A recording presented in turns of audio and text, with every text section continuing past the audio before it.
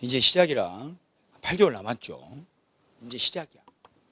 지금 이 시점이 제일 중요하니까 지금 뭐 문제풀이 중요한 게 아니고 객관식 시험이에요.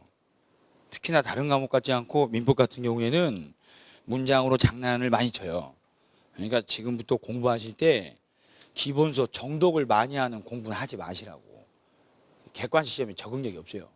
기본서를 정독하는 그 방법은 주관식 논술형 시험을 보기 위해서 준비하는 자세고, 객관식 절대평가 시험을 준비할 때는 기본서를 정독하시면 안 돼. 순발력 있게 한 주제를 딱 보면 여기서 가장 자주 등장했던 쟁점, 바로 순발력 있게 튀어나올 수 있게 자주 보고 연습하시는 게 중요한 거야. 입에서 나와야 돼. 전 시간에 한 것처럼 계약 체결상 과실책임 나오면 내 입에서 원시적 불능이 바로 나오게 연습이 돼야 되는 거지, 계약 체결상 과실책임 정독해서 10번 읽어봐야 그런 문제 못 풀어요. 사례를 읽을 때 이 지문이 나오면 얘가 나한테 뭘 물어보려고 지금 얘가 나왔구나라는 걸 순발력 있게 바로 판단할 수 있게 연습이 되셔야 되는 거야. 갑의 귀책 사유로 해제되면 위약금 특약했대. 그러면 을의 귀책 사유가 있으면 위약금 특약했냐? 그거 물어보려고 나오는 거라니까. 그런 것들이 준비가 돼 있으셔야 되는 거예요. 그래야 바로바로 답을 하지, 시험장에서 기본서 읽고 고민하듯 문제를 풀어. 절대 시간 내에 못 풀어요. 답도 안 나와. 걔들이 꼬시는 대로 다 끌려다니게 돼 있어. 기분 좋게 풀고 점수는 기분 언짢게 나와요. 그러니까 객관식 시험을 볼 때는 순발력을 키우셔야 돼. 공부 방법을, 습관을 그렇게 들이셔야 돼. 많은 내용 필요 없어. 정확하게 판단할 수 있는 순발력이 중요하다니까. 그걸 자주 연습을 하셔야 돼. 연습하면 늘어요. 그래서 그 주안점을 거기다가 두고 하시라고. 기출된 지문이라고 다 중요해서 다시 나오는 거 아니에요. 반드시 계속 나오는 게 있고, 어쩌다 한번 소개 형태로 들러리로 나오는 것들도 많이 있는 거야. 그러니까 기출된 문제고 기출 지문이라고 샅샅이 다 하실 필요 없어. 자주 등장하는 것만 하시면 돼. 나중에 특강할 때 그거 한번 해요. 이거 가지고 60점대는 일단 반드시 교두보를 마련할 거, 무조건 외워둬야 될 걸 먼저 하셔야 돼.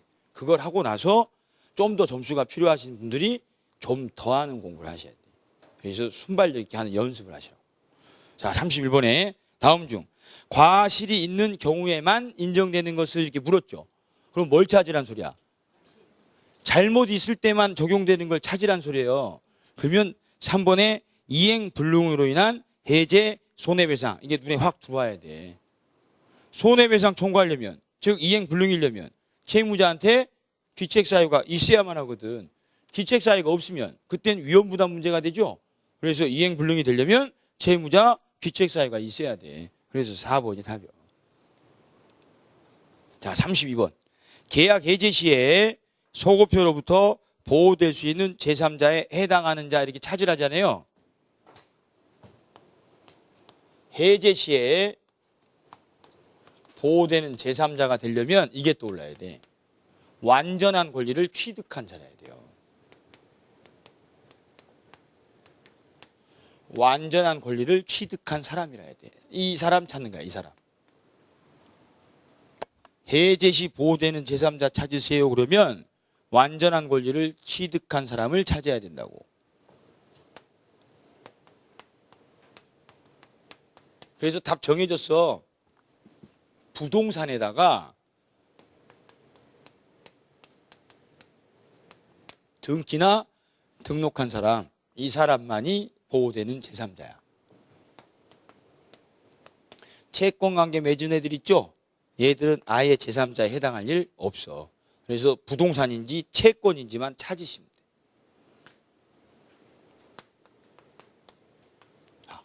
둘이 매매하고, 이건 다음 주에 할 거예요. 다 다음 주에 하겠구나. 둘이 매매하고 갑이 중도금만 받은 상태에서 등기 이전해 준 경우 있어. 그럼 소유자 누구요? 을이 소유자야. 그런데 중도금만 받은 상태니까 아직 잔금 남았죠? 근데 얘가 불이행했어. 그래서 계약이 해제가 됐다고. 그럼 계약이 해제되면 잔금 채권 어떻게 돼? 소멸하지. 아니 계약 해제되면 채권 채무관계는 처음부터 없었던 게 돼. 부동산은 다시 갑한테 복귀하죠. 그때 복귀되길 때 을 등기에 기초해서 이 부동산에 권리 맺은 자들 걔들을 보호하자는 거야. 계약이 해제되면 채권은 없어져. 여기에 관계 맺은 애들 있죠? 걔들도 같이 없어지는 거야. 권리 자체가 없어지니까. 근데 부동산은 해제가 되면 갔던 소유권이 복귀하는 것뿐이지 부동산이 없어지진 않거든. 그러니까 부동산 자체에 등기나 주민등록 등을 해서 완전한 권리 취득 요건을 갖춘 자들, 걔들만을 보호하는 거예요. 해제 시 제3자 보호라는 게. 그래서 해제 시 보호되는 제3자 찾으세요라고 하면 부동산 자체에 등기나 등록한 자만 찾으시면 돼. 자, 1. 채권 양수 이렇게 표시하면 돼. 그럼 해제되면 이 채권이 없어지죠.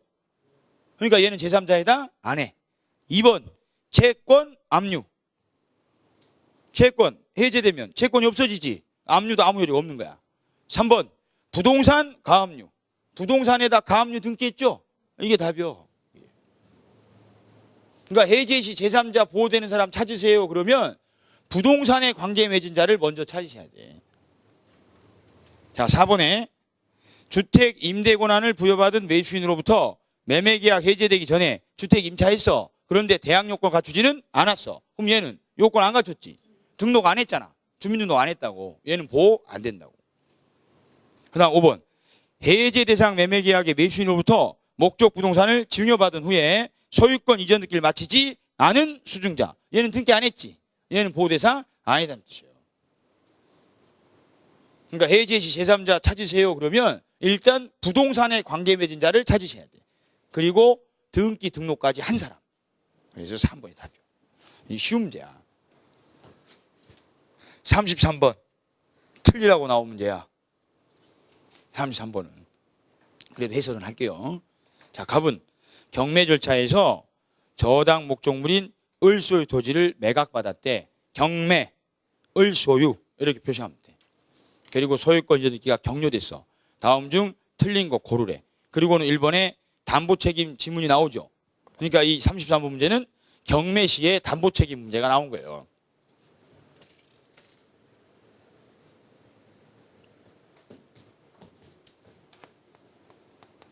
경매 시에 담보책임 문제가 나왔다고. 그러면 권리의 하자의 경우에만 책임이 발생하지 물건의 하자는 책임 발생 안 해. 요게 이제 1번 지문에 나온 거예요. 그래서 물건의 하자를 이유로 담보책임 물을 수는 없는 게 원칙이라고. 그 다음 2번에 채무자 을이 권리하자를 알고 고지를 안 했어. 그럼 가분들한테 손해배상 청구할 수 있어야 돼, 없어야 돼? 있어야지. 알고 고지 안 했으니까. 이건 무슨 상식적인 이야기 아니요. 그 다음 3번에 경매 절차가 무효래요. 그럼 매매계약이 무효인 거랑 똑같죠. 그럼 경매가 무효면 책임 발생할 일이 있어, 없어? 없지. 계약이 유효라야 책임도 발생하지. 무효면 책임 발생 안 한다고. 그렇게 해서 세 가지는 처리가 가능해야 돼요. 자, 4번에 담보 책임이 인정되는 경우 갑은 을의 자력 유무를 고려함이 없이, 거기가 핵심 문구예요. 을의 자력 유무를 고려함이 없이, 거기다 가로 딱 쳐놓고 여기 보시면 돼. 을소의 부동산이 갑한테 경매됐어. 그럼 경매 신청한 사람이 있겠죠. 이에 채권자들이 신청했을 거 아니야. 그럼 을의 채권자가 배당을 받아간 거죠. 그런데 을소유 부동산에 하자가 있었던 거잖아. 그래서 담보책임이 발생했대. 그러면 소유자였던 을과 배당받은 을의 채권자 중에 누가 우선 갑한테 책임을 져야 될 것 같아요? 상식적으로. 매도인의 담보책임은 매도인이 이전해 준 재산에 하자가 있을 때 책임을 지는 거야. 그럼 을소유 부동산이 갑한테 경매로 이전했어. 그런데 하자가 있어가지고 갑이 을 측에다 책임을 물을 수 있게 됐대. 그럼 을하고 돈 받아간 을의 채권자 중에 누가 우선적으로 책임을 져야 되겠냐고. 당연히 을이 져야지. 왜 얘가 줘? 아니 얘도 얘한테 받을 돈이 있었던 사람이고 얘가 얘한테 이전해 준 거죠. 그럼 얘가 매도인이고 얘가 매수인인 거 아니야. 그럼 매도인이 1차적으로 책임을 져야지. 얘가 왜 져? 아닐까? 근데 을은 개털일 가능성이 많죠. 그게 무자력이야. 을이 개털이야. 자력이 없어. 그럼 갑은 을한테 책임을 물어야 되는데 돈 못 받을 거 아니야. 그때 한해서 얘가 2차적으로 책임을 지는 거예요. 그러니까 채무자 을한테 자력이 있냐 없냐에 따라 얘가 책임을 지게 되는지 지지 않는지가 달라지는 거지. 그래서 을 자력 유무를 고려함이 없이 거야 틀린 거야. 곧바로 배당 채권자에게 대금 전부 또는 일부 상한 청구할 수 있다. 거야 틀렸다고. 아니 상식적으로 누가 책임져야 돼? 을이 책임져야 될 거 아니에요. 근데 을이 자력이 없어. 그때 한해서 배당받은 채권자들이 책임을 지는 거라고. 이걸 1차적 책임, 2차적 책임이라고 하는 거예요. 시험에서 자주 다루는 영역은 아니기 때문에 이런 문제들 시험에 나오면 틀려도 당연하게 상관없어요. 위에 31번, 32번 맞았잖아? 그럼 33번 틀려도 학교 가는데 지장이 없잖아. 아닌가? 자, 3개 중에 2개 꾸준히 맞으면 몇 점 나와? 그런 계산하고 있어야 돼. 3문제 중에 2개씩 꾸준히 맞고 하나씩 계속 틀렸어. 그럼 몇 점 나오겠냐고. 65점에서 67.5 정도 나오게 돼 있어요. 그럼 민법 65점 맞으면 됐지. 그럼 개론은 몇 점 맞을 건데? 개론. 55점 맞으면 합격하잖아. 그럼 개론은 몇 점 맞을 거예요? 40점?